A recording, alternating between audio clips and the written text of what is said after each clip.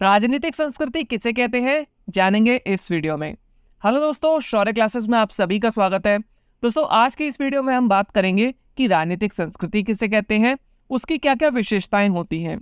दोस्तों, अगर अभी तक आपने ये वाला वीडियो नहीं देखा है तो पहले आप इस वीडियो को देखिए ताकि आप इस टॉपिक को और अच्छे से समझ सकें। तो आइए दोस्तों, जानते हैं कि राजनीतिक संस्कृति किसे कहते हैं।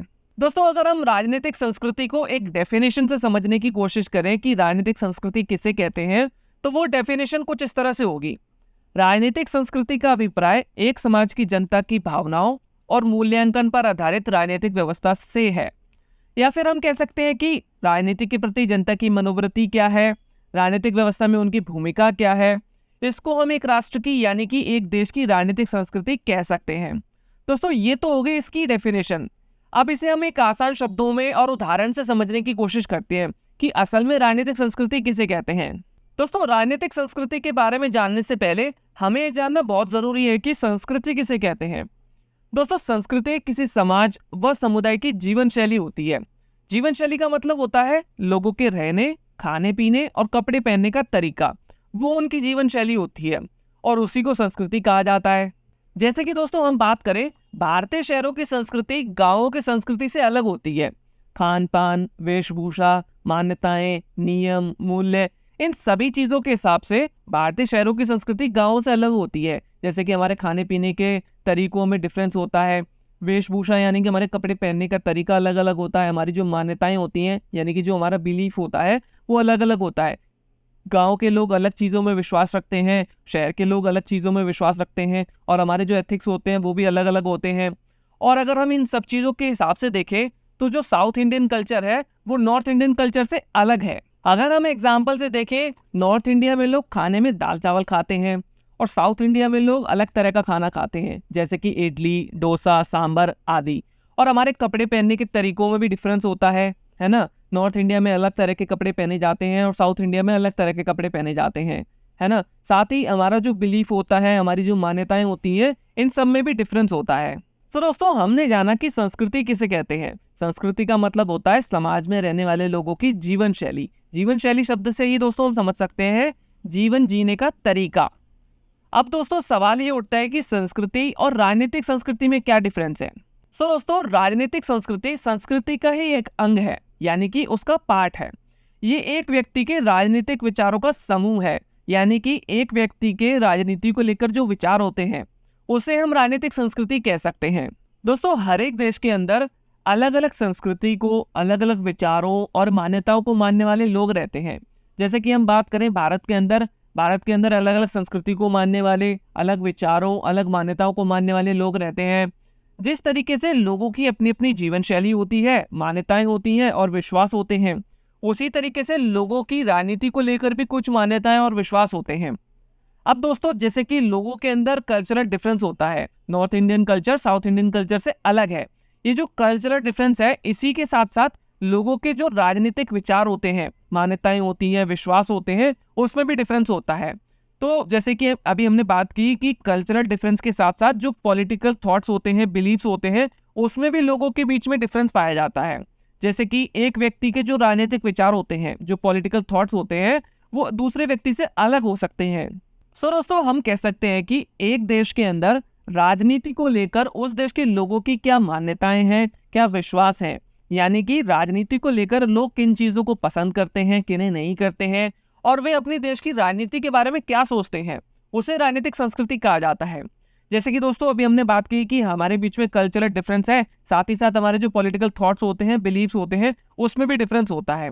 तो एक देश के अंदर जो लोग रहते हैं, उनके राजनीति को लेकर क्या विचार हैं, उनके क्या बिलीव्स हैं, इसको हम राजनीतिक संस्कृति कह सकते हैं। दोस्तों, पिछले 3-4 दशकों से विश्व में राजनीति को समझने के लिए कई प्रयास किए जा रहे हैं, यानी कि नई नई कोशिशें की जा रही हैं। इसी के परिणाम स्वरूप राजनीति विज्ञान में कई नई अवधारणाओं का जन्म हुआ और उनका विकास हुआ। अब जो ये राजनीतिक संस्कृति का विचार है, वो भी उनमें से एक है। दोस्तों, जिस तरीके से हर एक देश की अपनी अपनी संस्कृति होती है, उसी तरीके से हर एक देश की अपनी अपनी राजनीतिक संस्कृति भी होती है। किसी भी देश की राजनीतिक संस्कृति स्थिर नहीं होती, यानी कि स्टेबल नहीं होती, उसमें परिवर्तन होता रहता है। लेकिन जो परिवर्तन की गति है वो तेज भी हो सकती है, धीमी भी हो सकती है।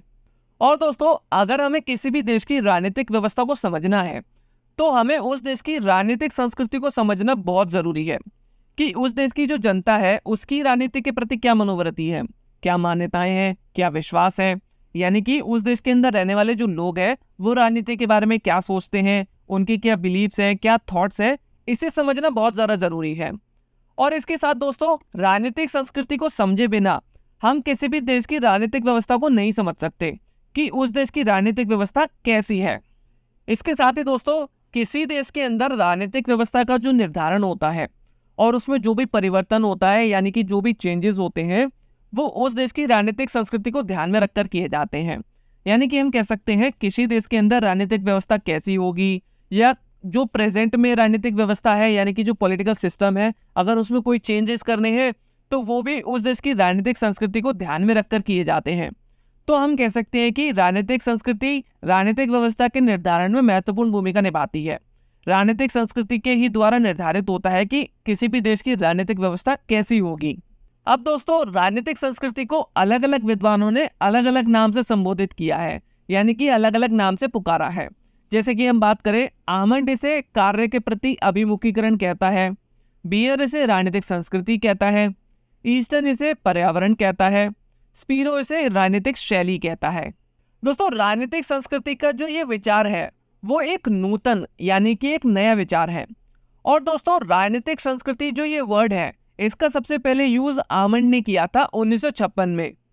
अब दोस्तों आगे बात करते हैं आमंड के हिसाब से आमंड की क्या डेफिनेशन है राजनीतिक संस्कृति को लेकर।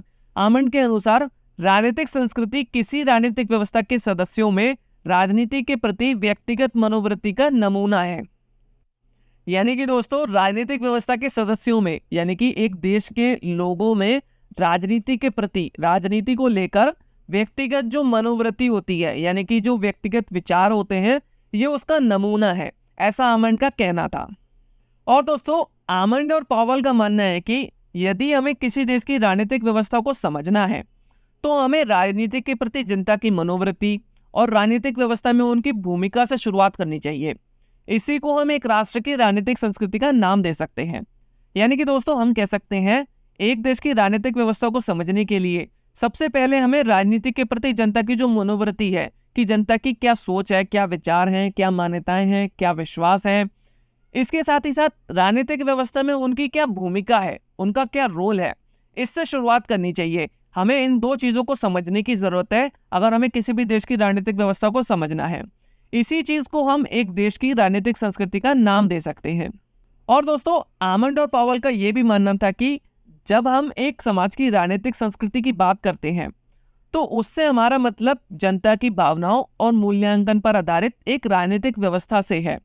सो दोस्तों हम कह सकते हैं कि राजनीति को लेकर लोगों के जो विचार मान्यताएं यानी कि जो बिलीव्स होते हैं और उन राजनीतिक विचारों और मान्यताओं पर आधारित राजनीतिक व्यवस्था को राजनीतिक संस्कृति कहा जाता है। यानी कि हम कह सकते हैं लोगों के जो विचार होते हैं राजनीति को लेकर उस पर आधारित एक जो व्यवस्था होती है उसे राजनीतिक संस्कृति कहा जाता है। उम्मीद है दोस्तों आपको ये पॉइंट अच्छे से समझ में आ गया होगा कि राजनीतिक संस्कृति किसे कहते हैं। आगे दोस्तों बात करते हैं इसकी विशेषताओं के बारे में कि राजनीतिक संस्कृति की क्या क्या विशेषताएं हैं। इसमें दोस्तों सबसे पहला पॉइंट है राजनीतिक संस्कृति एक अमूर्त और व्यक्तिपरक धारणा है क्योंकि इसमें लोगों के विचारों, विश्वासों और मूल्यों का अध्ययन किया जाता है।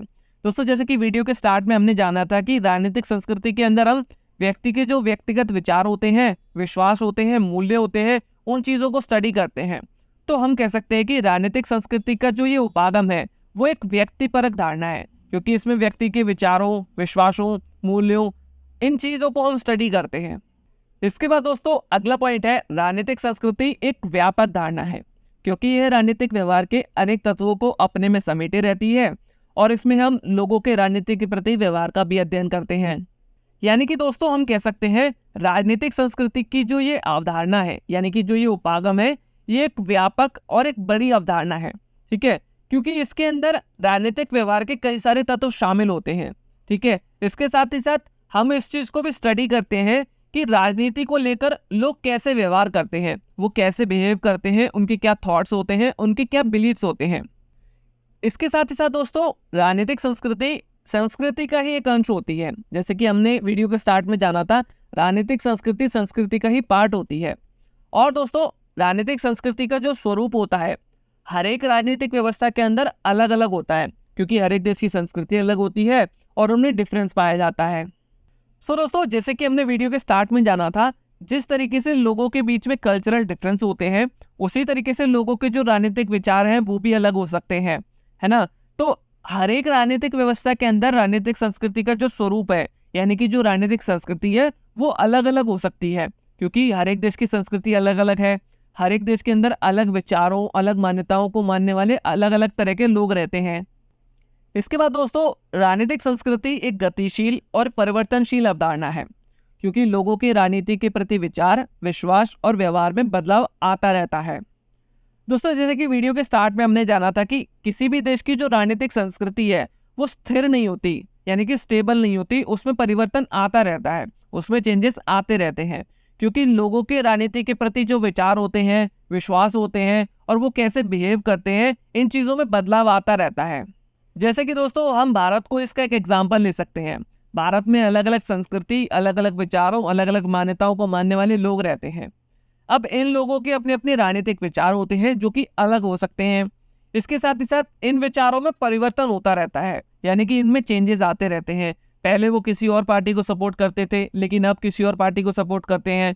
तो हम कह सकते हैं कि व्यक्ति के जो व्यक्तिगत विचार होते हैं, विश्वास होते हैं, व्यवहार होता है, उसमें परिवर्तन आता रहता है।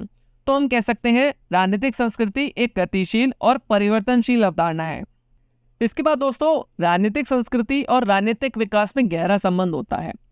राजनीतिक संस्कृति राजनीतिक समाजीकरण और आधुनिकीकरण और विकास की प्रक्रिया को भी प्रभावित करती है। अब एक देश की राजनीतिक संस्कृति जैसी होगी, उस देश की राजनीतिक व्यवस्था भी वैसी होगी, और जिस देश की राजनीतिक व्यवस्था जैसी होगी, उस देश का विकास भी वैसा ही होगा। इसलिए हम कह सकते हैं कि राजनीतिक संस्कृति और राजनीतिक विकास में काफ़ी महत्वपूर्ण संबंध होता है। यानी कि दोस्तों, एक देश के अंदर लोगों के जैसे राजनीतिक विचार, विश्वास और मान्यताएं होंगी, कुल मिलाकर हम कह सकते हैं जैसी राजनीतिक संस्कृति होगी वैसी ही राजनीतिक व्यवस्था होगी, और जैसी राजनीतिक व्यवस्था होगी उसी तरीके का राजनीतिक विकास होगा। तो हम कह सकते हैं राजनीतिक संस्कृति और राजनीतिक विकास में गहरा संबंध है। इसके साथ ही दोस्तों, एक अड़ियल प्रकार की राजनीतिक संस्कृति विकास का मार्ग अवरुद्ध कर देती है। यानी कि हम कह सकते हैं एक देश की राजनीतिक संस्कृति अगर अड़ियल है तो उस देश की राजनीतिक व्यवस्था भी वैसी होगी और राजनीतिक विकास भी वैसा होगा। सो दोस्तों, आज के इस वीडियो से हमने सीखा कि राजनीतिक संस्कृति किसे कहते हैं और राजनीतिक संस्कृति की क्या क्या विशेषताएं होती हैं। इस वीडियो के सेकंड पार्ट में हम जानेंगे कि राजनीतिक संस्कृति को कौन से तत्व प्रभावित करते हैं और उसके निर्माण में महत्वपूर्ण भूमिका निभाते हैं। उम्मीद है दोस्तों, इस वीडियो से आपको इस टॉपिक को समझने में काफ़ी हेल्प मिली होगी। वीडियो इन्फॉर्मेटिव लगाओ, वीडियो को लाइक करें, चैनल को सब्सक्राइब करें, बेल नोटिफिकेशन को दबाएं ताकि आपको फ्यूचर की वीडियोस का नोटिफिकेशन मिलता रहे। मिलते हैं नेक्स्ट वीडियो में। Thank you so much.